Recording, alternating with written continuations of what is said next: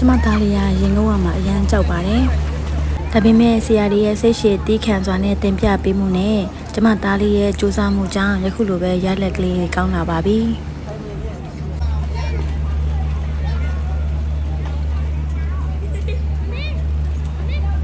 ကျမကသားလေးကိုအသက်9နှစ်ပြည့်မှရေကူးစတင်ပေးတာပါ။9နှစ်ကလေးတယောက်ရဲ့အတိညာကရေကူးတဲ့အခါမှာရေဘလို့ငေါရလဲတက်ဘလို့ရှူရလဲ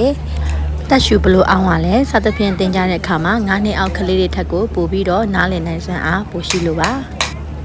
ရေကူးကန်နေရတက်လာတဲ့ကလေးတယောက်ကအနှွေးတက်ဆိုတာလိုအပ်ပါတယ်အဲဒါကြောင့်ကျမကအမြဲတမ်းသားလေးအတွက် Ovaltine လေးတစ်ခွက်ပူပူလေးကိုဓာတ်ပိုးလေးနဲ့ထည့်သွားလေးရှိပါတယ်ကလေးလေးတွေအတွက်ရေကူးခြင်းရဲ့အကျိုးတွေကတော့မှတ်ဉာဏ်စွမ်းရည်တိုးစေတယ်တိမြန်စွမ်းရည်တွေကောင်းစေတယ်အဝလွန်ခြင်းအောင်ကာကွယ်ပေးတယ်ဝိတ်ထိန်စေတယ်ခန္ဓာကိုယ်ပူပေါင်းလှုပ်ဆောင်မှုတွေပျော့ပြောင်းမှုတွေထိန်းညှိမှုတွေပုံစံအနေထားတို့ကောင်းစေတယ်ကြွက်သားတိဆောက်မှုဒဏ်ခံမှုတောင့်တင်းခိုင်တန့်ခိုင်မှုတို့ကောင်းစေတယ်စသဖြင့်အကျိုးများစွာရှိပါတယ်ရှင်